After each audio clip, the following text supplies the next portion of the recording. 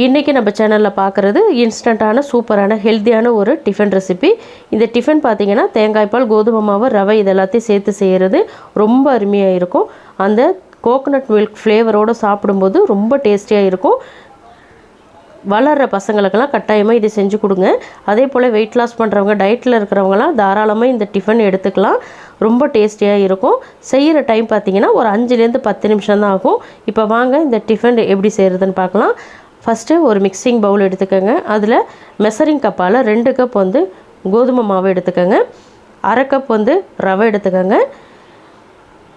உப்பு தேவையான அளவு சேர்த்துக்கோங்க. சுகர் வந்து 1 டீஸ்பூன் அளவுக்கு சேர்த்துக்கோங்க. இப்போ அடுத்ததாக தேங்காய் பால் சேர்த்துக்கலாம். தேங்காய் பால் எனக்கு மொத்தமாக 2.5 கப் வரைக்கும் தேவைப்பட்டது. நான் ஃபஸ்ட்டு 1 கப் சேர்த்துட்டு நல்லா மிக்ஸ் பண்ணி விட்டுக்கிறேன். எல்லாத்தையும் ஒரே டைமில் சேர்த்துட்டிங்க அப்படின்னா கட்டி பட்டுரும். அதே போல் அதிகமாக தண்ணி ஆகிடும். அதனால் கொஞ்சம் கொஞ்சமாக தேங்காய் பால் சேர்த்துட்டு மிக்ஸ் பண்ணிக்கோங்க. ஒருவேளை உங்ககிட்ட தேங்காய் பால் 2.5 கப் வரைக்கும் இல்லை, கம்மியாக தான் இருக்குன்னு நினச்சிங்கன்னா அதுக்கு பதிலாக வந்து நம்ம நார்மல் மில்க் இருக்குது பாருங்கள், நம்ம டீ எல்லாம் போடுவோம் பார்த்தீங்களா, அந்த பால் கூட காய்ச்சி ஆற வச்சு இதில் சேர்த்துக்கலாம். நல்ல திக்கான பாலை சேர்த்துக்கோங்க. அப்படி இல்லைன்னா நீங்கள் தேங்காய் பால் கொஞ்சம், தண்ணி கொஞ்சம் கூட சேர்த்து நீங்கள் மிக்ஸ் பண்ணிக்கலாம். எனக்கு இந்த மாவுக்கு கரெக்டாக 2.5 கப் வரைக்கும் தேங்காய் பால் தேவைப்பட்டது. நல்லா கட்டி இல்லாமல் மிக்ஸ் பண்ணி விட்டுக்கோங்க. எனக்கு மொத்தமாக ஒரு 8 ரொட்டி வரைக்கும் கிடச்சிது. அதுக்கு தகுந்த மாதிரி நீங்கள் அதிகமாகவோ கம்மியாகவோ மாவு சேர்த்துக்கோங்க. இப்போ இது ஒரு மூடி சேர்த்துட்டு ஒரு 5லேருந்து 10 நிமிஷம் ஊற வச்சுக்கலாம். நம்ம சட்னி ரெடி பண்ணுற வரைக்கும் இது ஊறினா போதும். இப்போ இந்த சட்னி ரெடி பண்ணிக்கலாம். இது வந்து வெங்காயம் எதுவுமே இல்லாமல் வெறும் தக்காளி மட்டும் வச்சு செய்கிறது ரொம்ப டேஸ்டியாக இருக்கும். கண்டிப்பாக ட்ரை பண்ணி பாருங்கள். இன்ஸ்டண்ட்டான சட்னி. இந்த சட்னி பார்த்தீங்கன்னா இட்லி, தோசை, சப்பாத்தி, ரொட்டி எல்லாத்துக்குமே வச்சு சாப்பிட்லாம். அவ்வளோ டேஸ்டியாக இருக்கும். இப்போ இந்த சட்னி எப்படி செய்கிறதுன்னு பார்க்கலாம். ஃபஸ்ட்டு ஒரு மிக்ஸி ஜார் எடுத்துக்கோங்க. அதில் தக்காளி வந்து 3 தக்காளி எடுத்துக்கோங்க. நல்லா பழமாக பார்த்து எடுத்துக்கோங்க. இதில் 20 பூண்டு பல் எடுத்துக்கோங்க. சின்னது பெருசமாக நான் கலந்து தான் எடுத்திருக்கேன். அதுக்கு தகுந்த மாதிரி நீங்களும் எடுத்துக்கோங்க. இப்போ காரத்துக்கு தகுந்த மாதிரி மிளகாய் சேர்த்துருக்கேன். 4 மிளகாய் நான் சேர்த்துருக்கேன். சுகர் வந்து 1 டீஸ்பூன் சேர்த்துக்கிறேன். உப்பு தேவையான அளவு சேர்த்துக்கிறேன். சேர்த்துட்டு இது எல்லாத்தையுமே நல்லா ஃபைன் பேஸ்ட்டாக அரைச்சிக்கோங்க. தண்ணி தேவைப்பட்டால் கொஞ்சமாக சேர்த்துட்டு நல்லா நைஸாக அரைச்சி எடுத்துகிட்டு வந்துடுங்க. இப்போ பாருங்கள், நான் அரைச்சிட்டு வந்துட்டேன். நான் கொஞ்சம் தண்ணி சேர்த்து தான் அரைச்சிருக்கேன். இப்போ தாளிச்சிக்கலாம். தாளிக்கிறதுக்கு பேன் ஹீட் பண்ணி 3 டேபிள் ஸ்பூன் எண்ணெய் சேர்த்துக்கோங்க. நான் வந்து ரிஃபைண்ட் ஆயில் தான் சேர்த்துருக்கேன். நீங்கள் அதுக்கு பதிலாக கடலெண்ணெய், நல்லெண்ணெய் எடுத்தாலும் எடுத்துக்கோங்க. கடுகு வந்து ஒரு 1/2 டீஸ்பூன். கடுகு நல்லா பொரிஞ்சதுக்கப்புறம் கொஞ்சமாக பெருங்காயத்தூள் சேர்த்துக்கோங்க. 1 கொத்து கருவேப்பிலை சேர்த்துக்கோங்க. கருவேப்பிலை நல்லா பொரிஞ்சதுக்கப்புறம் நம்ம அரைச்சி வச்சுருந்தா அந்த தக்காளி விழுதை இதில் சேர்த்துக்கலாம். தக்காளி விழுதை சேர்க்கும் போது அடுப்பு வந்து நல்லா லோ ஃப்ளேமில் வச்சுக்கோங்க.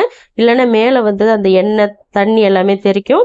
இப்போ நல்லா கலந்து விட்டுக்கலாம். கலந்து விட்டுட்டு இது ஒரு மூடி சேர்த்துட்டு ஒரு 15 நிமிஷத்துக்கு நல்லா குக் பண்ணிக்கலாம். அந்த பச்சை வாசனையெல்லாம் போக நல்லா தண்ணியெல்லாம் ட்ரை ஆகி சுருண்டு வரும் சட்னி. அது வரைக்கும் நல்லா குக் பண்ணிக்கோங்க. இப்போ பார்த்தீங்கன்னா சட்னி ரெடி ஆகிடுச்சு. கரெக்டாக ஒரு 15 நிமிஷத்துக்கு இதை குக் பண்ணணும். இப்போ பாருங்கள், நம்ம நிறைய தண்ணியாக இருந்தது. இப்போ தண்ணியெல்லாம் நல்லா ட்ரை ஆகிடுச்சு பாருங்கள். எண்ணெயெல்லாம் நல்லா பிரிஞ்சு வரும். இந்த பக்குவத்துக்கு குக் பண்ணிக்கோங்க.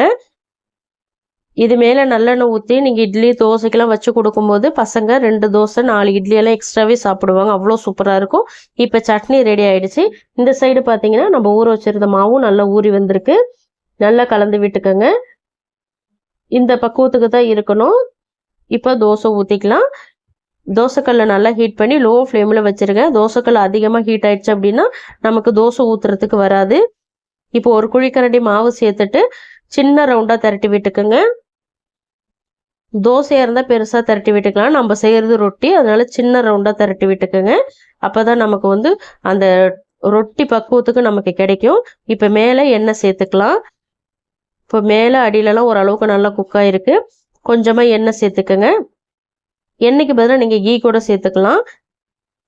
இப்போ தோசையை வந்து திருப்பி விட்டு இன்னொரு சைடு நல்லா குக் பண்ணிக்கலாம். ரொம்ப டைம் எடுக்காது. 1லேருந்து 1.5 நிமிஷம் தான் ஆகும் ஒரு தோசை வேகிறதுக்கு.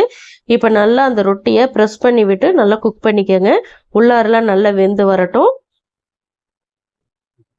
இது வந்து நம்ம சாப்பிட்றதுக்கு ரொம்ப சூப்பராக இருக்குங்க. நம்ம தேங்காய் ரொட்டி தேங்காய் பால் ஃப்ளேவரோடு அவ்வளோ அருமையாக இருக்கும்.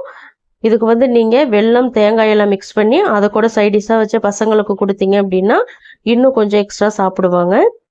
அப்படி இல்லைன்னா இந்த சட்னியே செம்ம காம்பினேஷனாக இருக்குங்க. கண்டிப்பாக இந்த ரொட்டி ரெசிபியை உங்கள் வீட்டில் ட்ரை பண்ணி பாருங்கள். ட்ரை பண்ணி பார்த்துட்டு உங்கள் ஃபீட்பேக்கை மறக்காமல் எனக்கு கமெண்ட்டில் சொல்லுங்கள். இதே போல் நிறைய இன்ஸ்டண்ட்டான டிஃபன் ரெசிபிஸ் நம்ம சேனலில் நான் நிறைய அப்லோட் பண்ணியிருக்கேன். டிஸ்கிரிப்ஷன் பாக்ஸில் லிங்க் தரேன். ஃப்ரீ டைமில் போய்ட்டு செக் பண்ணி பாருங்கள். இந்த ரெசிபி கட்டாயமாக உங்களுக்கு பிடிச்சிருக்கும் நம்புறேன். பிடிச்சிருந்தா லைக் பண்ணுங்கள். உங்கள் ஃப்ரெண்ட்ஸ் அண்ட் ஃபேமிலி மெம்பர்ஸ் எல்லாருக்குமே நிறைய ஷேர் பண்ணி விடுங்க.